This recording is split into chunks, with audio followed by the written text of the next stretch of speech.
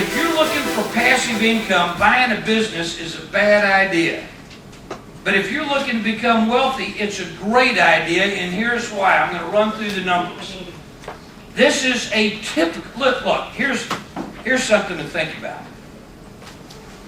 Here's something to think about. The average business from startup to 2 million. 2 million in sales, 2 million in turnover, pounds, euros, dollars, it doesn't matter. 95% of all businesses never get to 2 million. Furthermore, the first 5 years is like the critical time. Well, if most businesses never get to 2 million and the first 5 years is the most critical time, my thought is, why don't we skip that part? Let's just skip it. We don't have to go through this brain damage. We can skip this whole part and start right here. What a good idea, and that's what I've been doing. I don't buy big businesses. I have before, but I don't do that really anymore. I kind of like buying smaller kinds of businesses. And the reason is because I have less bureaucracy, and I like the ability to be able to push a lever and watch the thing go whatever direction I want it to go. Big businesses are a little bit harder and more complex to fly. Let me give you an example of a typical, this is very typical, and I've got a bunch of people that have done this. A business is doing $1,900,000 of sales, of turnover. Their EBITDA, which you all got, everybody in here knows what it is, right? Yeah. Anybody going, I wonder what EBITDA is? No, you already know that. So their operating income is $550. This would be typical.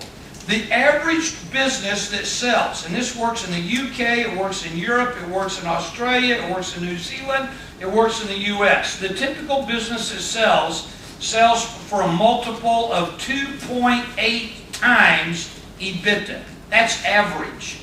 Average multiple that it sells for is 2.8 times. Well, I said, let's take EBITDA and multiply it times 3. So that's a purchase price of £1,650,000 pounds or euros. Now I know what you're thinking. You're thinking, well, Keith, this is a great idea. I don't have £1,650,000 pounds. I know, wait a second.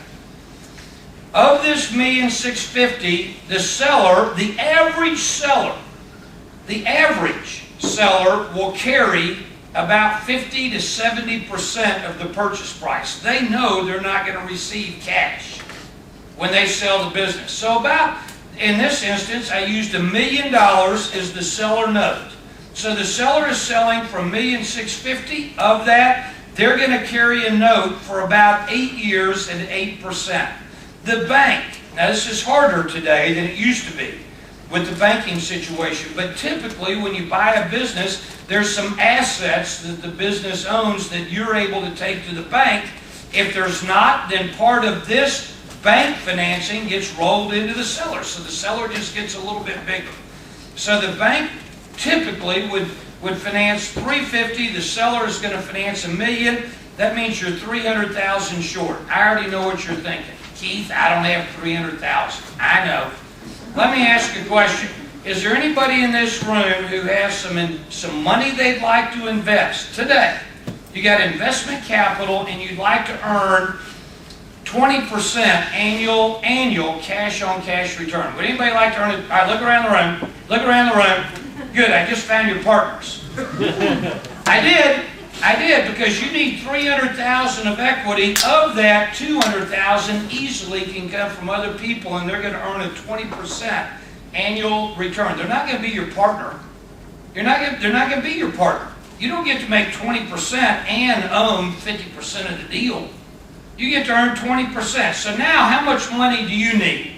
Well, under this example, it's $100,000. Suppose you say to me, Keith, I don't have $100,000. All I got is $50,000. That's okay. Your partner's going to put up $250 and you're going to put up $50. I've literally seen people do this exact same deal and put in as little as 10, 15, 20,000 pounds or euros or dollars of their own money. It doesn't take a lot of money. So let's see what the math is when we get all done. The math is this million right here is going to cost $170,000 a year for the next 8 years. This $350 right here, 8% of 6 years, is going to cost $75,000 a year for the next 8 years. This 20% or 40,000 per year is as long as you keep these guys in the deal. So let's add this up. I got 550 of profits that are available to be spent on this financing. If you take 550 minus 170 minus 75 minus 40, what you're left over with is 265,000 a year. 265 a year. How much did you invest? 100. You invested 100.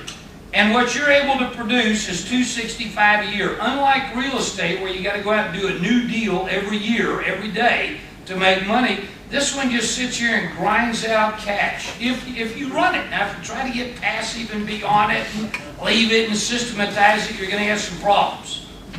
But if you dig in and say, you know what, I'm going to grow this thing, I'm going to be engaged, involved, then these numbers are real. At the end, if you say to yourself, here's where it gets kind of interesting. If you say to yourself, you know what, I'm willing to live off of 150 a year, and that other 115 that the thing is making, I'm going to throw it at the debt. Here's what this thing looks like at the end of 5 years. At the end of 5 years, what this thing looks like is this. At the end of 5 years, your investment is 100. Your return on your investment is 150 a year for the first 5 years. At the end of 5 years, in the 6th year, if you take that extra 115 and throw it at the debt, and of course, you know, if you grow it, it could even be better than this. At the end of 5 years, your annual earnings from owning this business will be $550,000 a year. That makes the assumption you don't grow it. And you will have an asset that if you wanted to sell it for 3 times earnings is worth $1,650,000. There's no debt. There's no debt at the end of 5 years. Now, it's not passive, and it's not for everybody. Now, my question that I always ask is, how many businesses, how many assets do you need to own, honestly, that are throwing off $550,000 a year that you could sell for $1 million? How many of those do you need to own? The answer would be 1. You just got to do this 1 time. And the reality is, once you learn how to do it, if you wanted to, once you learn how to do it and get good at it, there's a way to do it multiple times, which is what I've done over the years. And I'm not saying every time I've done it, it's been an outrageous success. But I haven't done this and lost money. And the key is learning how to spot them, how to evaluate them, how to talk to the seller, how to find out where the seller is playing hide the weenie with you, which, you know, those little sellers are big fat liars, thieves, and crooks, right?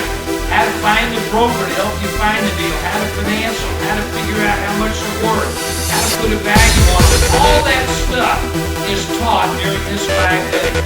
You'll wind up leaving with a manual that's about 4 inches thick and is literally the step-by-step guide. It answers all the questions that I can.